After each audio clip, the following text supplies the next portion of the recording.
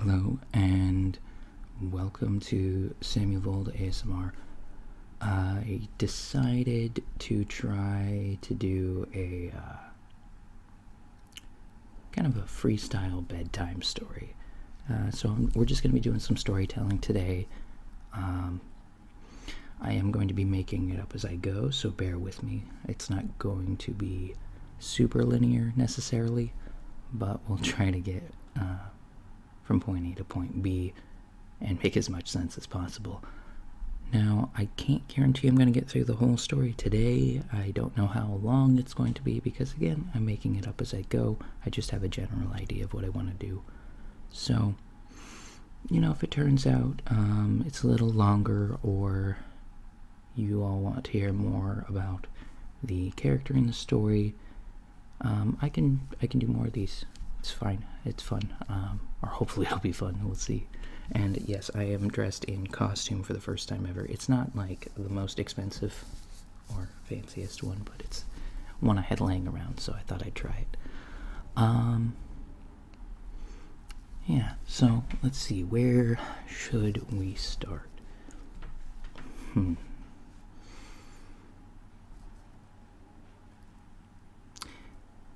a bygone era, in another world altogether, in a land of swords and sorcery, heroes and monsters, princesses and dragons, there was a man. His name was Sir Garin McCrary, Dragonsbane, Knight Champion of the Holy Kingdom of Skaldin. Now, before he was all of that, he was, as you might expect, a boy. And as a boy, he grew up in, to be honest, a loving household. But he did have many, many siblings, so his parents' attention was divided. He was closest with his older brother, Davin McCrary. These two, as young boys, were thick as thieves, always going off on adventures, talking about what they wanted to do with life. They wanted to leave their sleepy little town of Falcon's Ridge and find their fortune. Garin always had his head in the clouds. He wanted to be a knight. And, as you may have guessed, he did achieve that. Davin wanted to be an adventurer, or perhaps a mercenary for hire. Seldom was there a day that went by where they did not practice training, as they called it. Davin with a spear and Garin with a sword.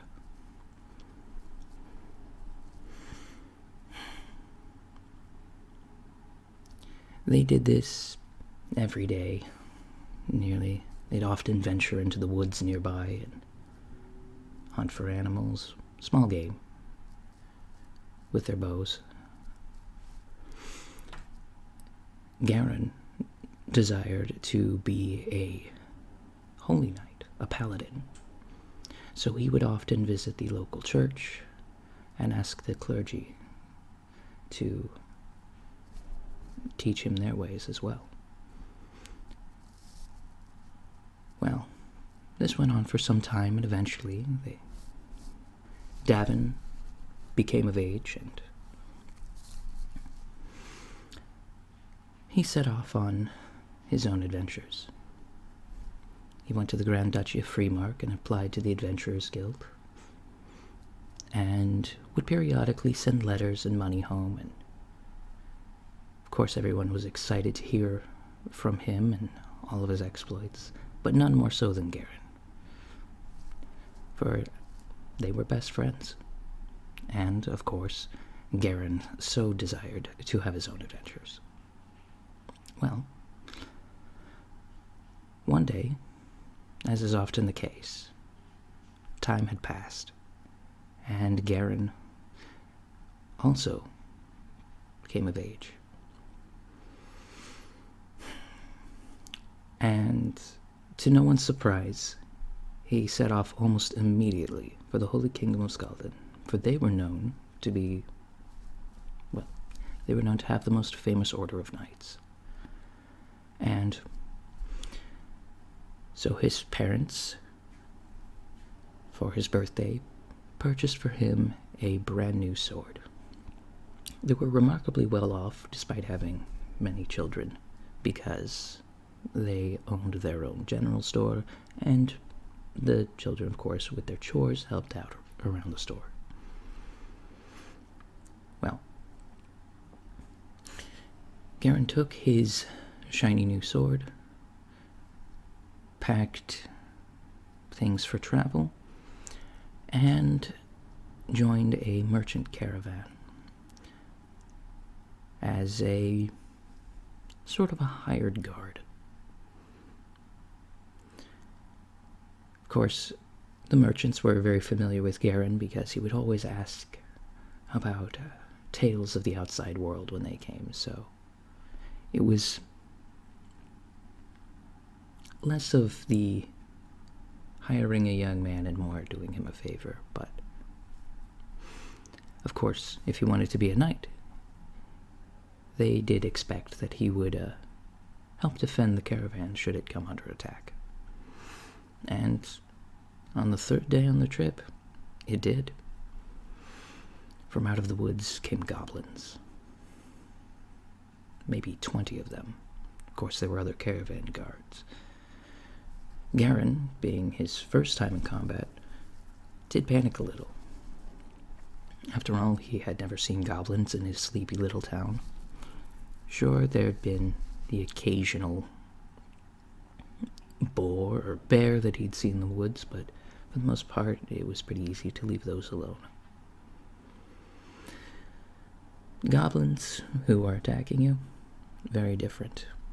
Now, for the purposes of this story, if you're not familiar with goblins in the classic fairy tale sense, or, well, I guess in this case, because I'm sure you've never been to this place,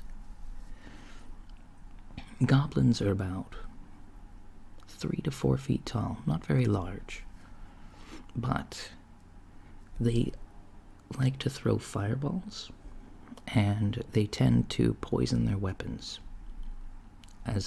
and their bite is venomous. So, despite being small, they are vicious and remarkably well armed.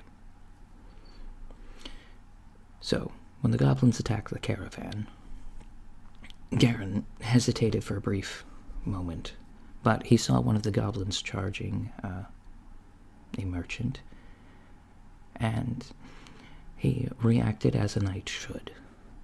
He leapt in front of the goblin and placed his shield in front, managing to deflect the first blow. He brought his sword up, and with one swing, he struck down the goblin. Now, this surprised him with how easily the goblin was felled, and upon realizing that he was much stronger than they, and that it wasn't as difficult as he anticipated, he immediately charged headlong into battle, felling 4 more before the rest were routed by the other guards. He alone took out a full quarter of them. Now, unfortunately, Garen, it being his first time in actual combat and being the reckless young man he was, he did receive a cut from a poison dagger. Now, it wasn't an incredibly dangerous poison, but it was still debilitating and extremely painful. So, thankfully, Garen had learned healing spells from the clergy, and he was able to cast a cleansing spell on himself, after which he, in turn, tended to the injuries of several others. thanks to, in large part, his efforts, everyone came out of it unscathed. Well, except for the goblins, of course. The merchants, of course, were very grateful, and the head of the caravan, the owner, wrote him a letter of recommendation regarding his exploits and his heroic deeds, so that he could turn it in when he finally reached the Holy Kingdom. I think one of my...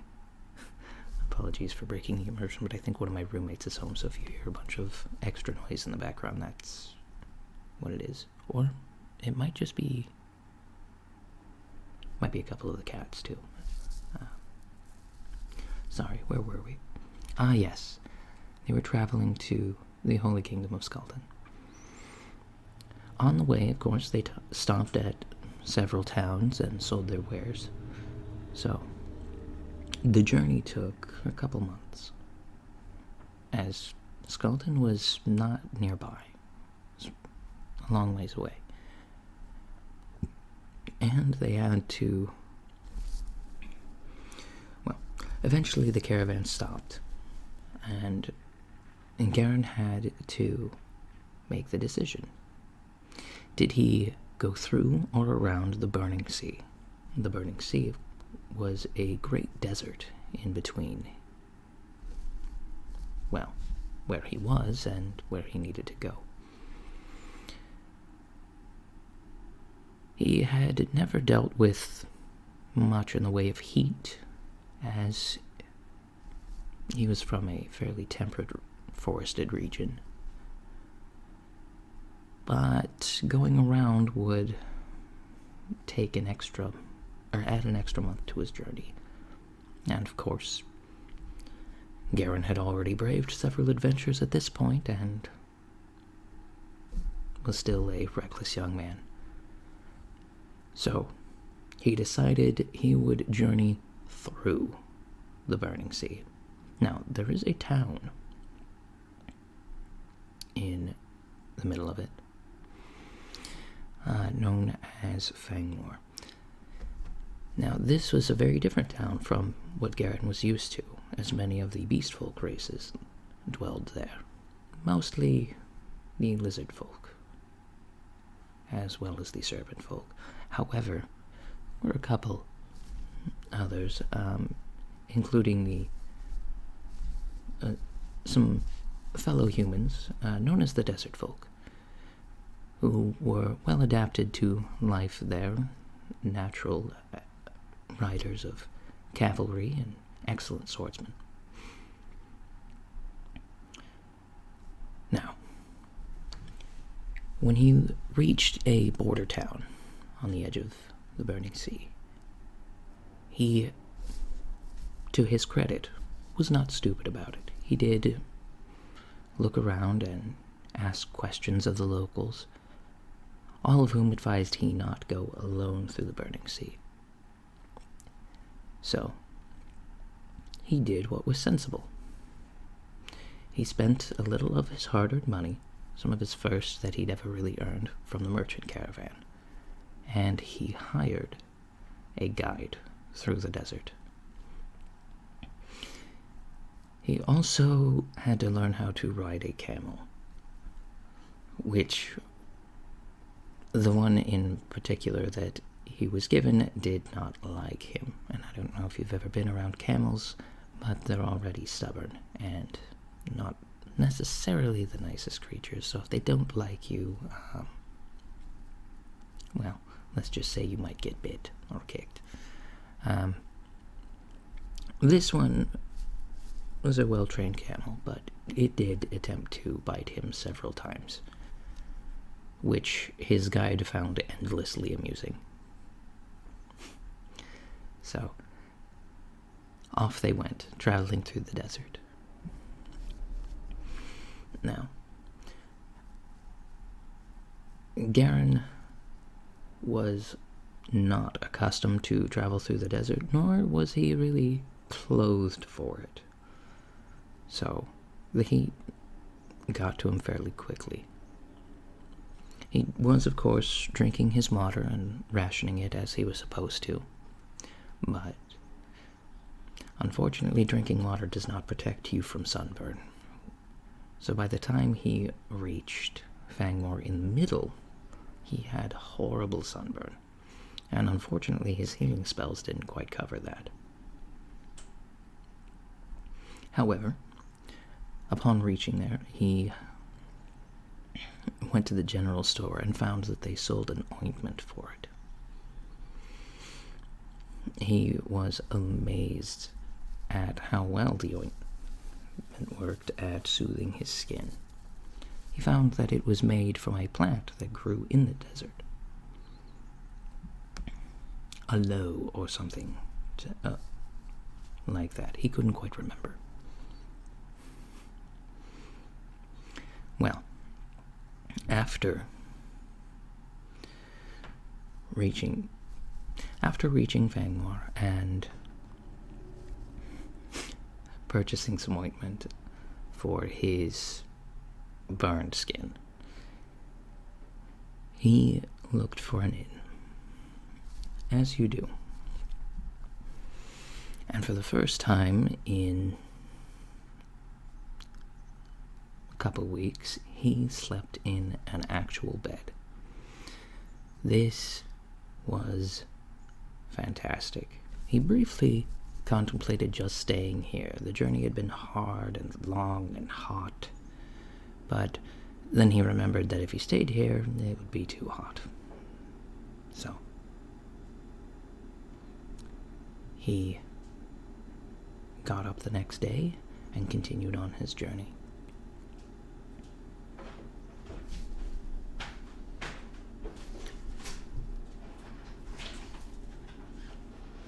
I don't know if you guys can hear that, but yeah, one of my roommates is definitely home, which I did not realize. Anyway, apologies. It caught me off guard. So, using his now dwindling funds, he hired yet another guide to take him through the rest of the way. Through the burning sea. There we go. Sorry. So, after coming out the other side, the guide left him and returned. Garen was then left with just himself, his compass, and a map to make his way to the capital of the Holy Kingdom of Skaldin. Now, he was in a foreign land and unfamiliar with the territory, and also alone. But he was finally within the borders, so he was very excited about this. Now, unfortunately, at this point, his supplies had run low.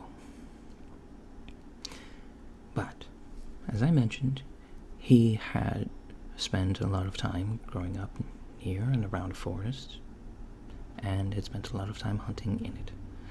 So thankfully, he was able to hunt for his own game, mostly small game, rabbits and the like, birds, things like that. And so he did not starve. He was, however, very hungry by the time he finally reached Skaldin, and also, unfortunately, nearly out of money. And as he never applied to the Adventurers Guild, he couldn't actually take adventurers' jobs. However, when he reached the gate,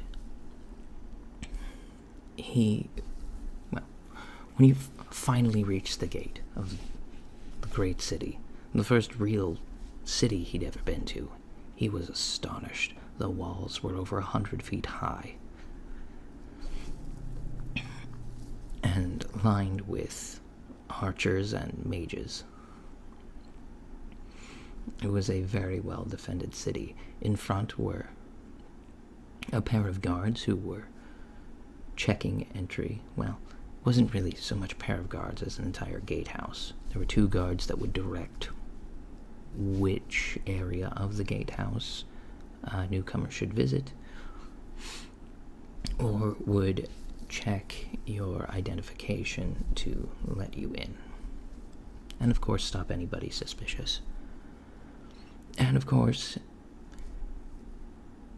Garen, who'd been traveling for a very long time and was covered in dust and dirt from the road, and to be honest, didn't smell great, as young men often don't after traveling for a while. He was, and carrying a sword. He was, of course, stopped by the guards.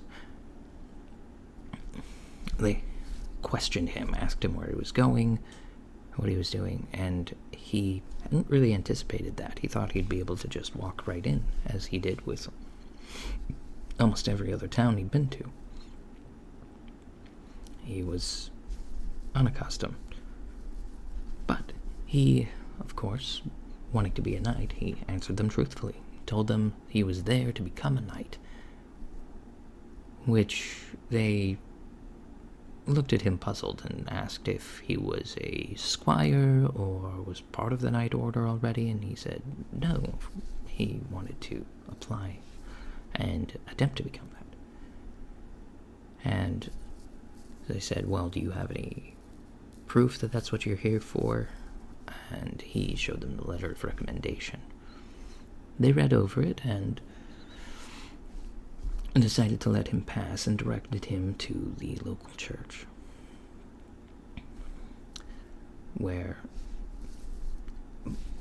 but before that, they recommended he bathe and get a change of clothes. So, before he went to the church, he found himself at an inn and got himself cleaned up. He then went to the church and would later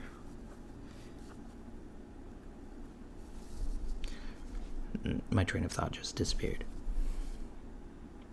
After cleaning himself up, he went to the church and presented himself to the clergy, as they were in charge of the paladins. They then directed him to one of the knights that was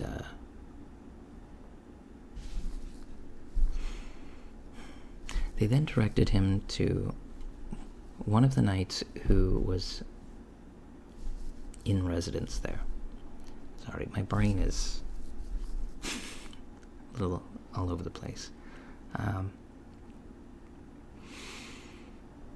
At which point they they required a test. Not only did he need to know the Holy Scriptures, but they also wanted to test his swordsmanship. Letter of recommendation was good for getting him through the door, but not quite what he needed. He found the test rigorous. He was not able to land even a single blow on the knight when they when they were testing his swordsmanship, and well, he found he knew most of the scripture. It was not as comprehensive as he anticipated. So, he was, however, not turned away, and managed to pass the test, though just barely. At which point, they told him he could become a squire. And that is where I will end it today, because, again, my brain is it's getting a little scattered. Hopefully you enjoyed this. We'll see about continuing this story at another time. If you all enjoyed it and want to continue to hear the tale of how Garen McCrary became, well, Sir Garen McCrary, Knight Champion of the Holy Kingdom of Scaldon, So can carry Dragon's Bane. That's very important. Yeah. So I guess it's a little on the longer side for one of my videos, but yeah, hopefully you enjoyed it. Hopefully, at the very least, if nothing else, helped you relax a little bit. And if you made it this far in the video, consider hitting that subscribe button if you are not subscribed already. Like, comment. You can request other videos in the comments if you like. If you want to hear more of this, if you want to hear something else. And I did want to thank everyone who voted on that poll I did the other day. I don't know why I pointed. That's the wall. Pointing to a different week. But yeah, thank you for voting on that. It sounds like most of you like both the keyboard and notepad sounds. Obviously, I'm not going to do those in every video, but I will try to mix it up and go back and forth between them. Also, we're now over a third of the way there to the 1,000 subscribers mark, so thank you guys for subscribing. I really appreciate that. Getting ever closer to being able to do this kind of as a job, which is what I would very much like to do. I feel like there was something else I was going to say. I want to make sure. So, yeah, let's see. Going over the different points. Yeah, if you're still here and you're not subscribed, please do. It would help me out a lot. If you enjoyed this, if you could hit the like button, that would also be appreciated. And if you have any requests or just anything you want to say, comment down below. I do read all the comments. I like talking with you guys. So, or y'all. I mean guys is like a gender neutral term. I've got 6 younger sisters, and I call them, I use guys to refer to them collectively, so yeah. Yeah, so yeah, thanks for watching, and I will talk to y'all next week, unless I decide to do another video before then, which I don't currently plan on doing another one this week. I don't know, we'll see. So, yeah. Thank you for watching. God bless. Love you, bye.